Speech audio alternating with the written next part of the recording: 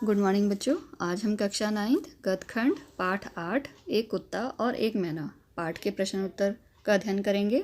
चलिए पढ़ते हैं। प्रश्न नंबर 1। गुरुदेव ने शांति निकेतन को छोड़ कहीं और रहने का मन क्यों बनाया? उत्तर। गुरुदेव अस्वस्थ थे, उन्हें एकांत में आराम की आवश्यकता थी। शांति निकेतन में दिन भर दर्शनार्थियों और आने जाने वालों की भीड़ लगी रहती थी, इसलिए उन्होंने तय किया कि वे श्री निकेतन के अपने पुराने तितल्ले मकान में जाकर निवास करेंगे। प्रश्न 2। मूक प्राणी मनुष्य से कम संवेदनशील नहीं होते, पाठ के आधार पर स्पष्ट कीजिए। उत्तर। एक कुत्ता और एक मैना पाठ के आधार पर यह सत्य सिद्ध होता है कि मूक प्राणी मनुष्य से कम संवेदनशील नहीं होते। इसका स्पष्ट उदाहरण गुरुदेव का वह कुत्ता है जो शांति निकेतन से गुरुदेव के चले जाने के बाद 2 मील का रास्ता पार कर उन्हें खोजता हुआ श्री निकेतन पहुंच गया था। गुरुदेव का स्पर्श पाते ही उसकी सारी थकान दूर हो गई एवं वह प्रेम रस में सराबोर हो गया। इसी प्रकार गुरुदेव के चिताभस्म के कलश के साथ वह भी शोकाकुल लोगों के साथ उत्तरायण तक गया। वहाँ कलश के पास कुछ देर शांत बैठा रहा। मृत्यु की उदासी के वातावरण में भी वह उनके साथ रहा। निश्चय ही मूक प्राणी भी बहुत संवेदनशील होते हैं। प्रश्न 3। गुरुदेव द्वारा मैना को लक्ष्य करके लिखी कविता के मर्म को लेखक कब समझ पाया? उत्तर। गुरुदेव द्वारा मैना को लक्ष्य करके लिखी कविता के भाव को लेखक तब समझ पाया जब उसने मैना के मुख पर अपना ध्यान केंद्रित किया। मैना के मुख के भावों में उसे करुणा साकार होती दिखाई दी।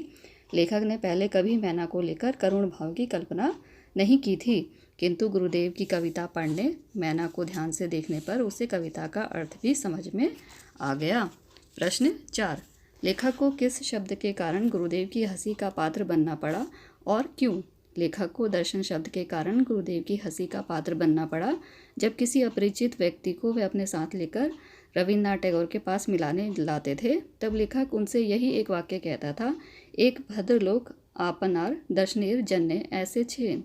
बांग्ला के इस वाक्य का हिंदी में अर्थ होता है, कोई सज्जन आपके दर्शन के लिए आए हैं। यह भाषा अत्यधिक पुस्तकीय है, व्यवहारिक बहुत कम, इसलिए लेखक गुरुदेव की हंसी का पात्र बन गया। प्रश्न 5। गुरुदेव दर्शनार्थियों से भयभीत से क्यों रहते थे? उत्तर। गुरुदेव का स्वास्थ्य अच्छा नहीं था, इसलिए वे अक्सर एकांत चिंतन में व्यस्त रहते थे। फिर भी दर्शनार्थी समय असमय उनसे मिलने पहुंच जाया करते थे। गुरुदेव उनकी श्रद्धा को समझते थे और उनके मन को ठेस नहीं पहुंचाना चाहते थे, इसलिए गुरुदेव को अनचाहे उन सबसे मिलने के लिए अपने कार्यक्रम अर्थात आराम के समय में फेरबदल करना पड़ता था। उनसे मिलने के लिए आकर बैठना पड़ता था, इसलिए वे दर्शनार्थियों से भयभीत से रहते थे। प्रश्न 6।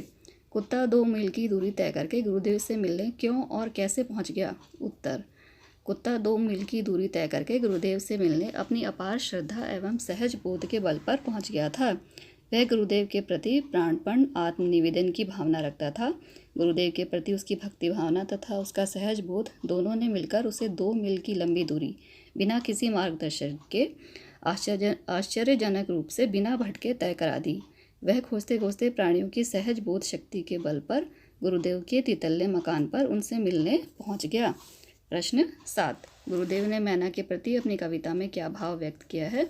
उत्तर। गुरुदेव ने मैना के प्रति अपनी कविता में कहा है, ना जाने यह मैना अपने समूह से अलग क्यों रहती है।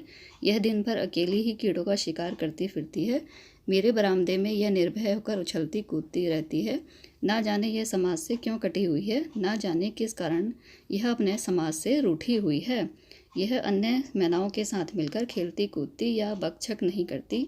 अवश्य ही इसके हृदय में कोई गांठ है, परंतु ना तो इसकी आंखों में किसी के प्रति कोई शिकायत है, ना क्रोध है और ना वैराग्य है। यह अपने यूथ से भ्रष्ट अलग थलग होकर अपने दिन काट रही है। प्रश्न 8। एक कुत्ता और एक मैना पाठ के आधार पर गुरु रविन्द्रनाथ टैगोर के व्यक्तित्व की विशेषताओं का उल्लेख कीजिए। उत्तर।